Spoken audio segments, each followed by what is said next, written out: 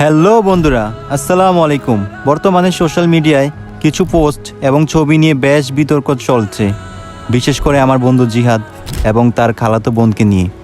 আমি লক্ষ্য করেছি অনেকেই এই পোস্টগুলো নিয়ে ভুল ধারণা তৈরি করেছেন এবং সেই ভিডিওটিতে বিভিন্ন ধরনের নেতিবাচক মন্তব্য করেছেন।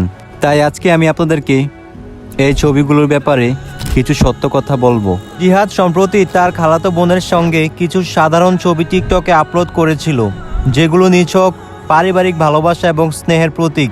কিন্তু কিছু লোক ভুলভাবে এই ছবিগুলোকে ব্যাখ্যা করে নেগেটিভ প্রচার করে। তাদের দাবি এই সম্পর্ক নিয়ে বিভিন্ন গুজব এবং ভিত্তিহীন কথা ছড়ানো হচ্ছে, যা পুরোপুরি মিথ্যা এবং অসম্মানজনক। কিছু মানুষের ভুল তথ্যের কারণে জিহাদের পরিবার এবং প্রতিবেশীদের মধ্যে নানা ভুল ধারণা তৈরি হয়েছে এবং তাদের বলা হচ্ছে এমন কিছু যা জিহাদ এবং তার পরিবারের সম্মানকে আঘাত করেছে।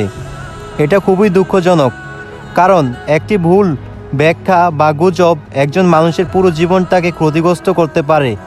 আমরা কেউই এমন পরিস্থিতিতে পড়তে চাই না।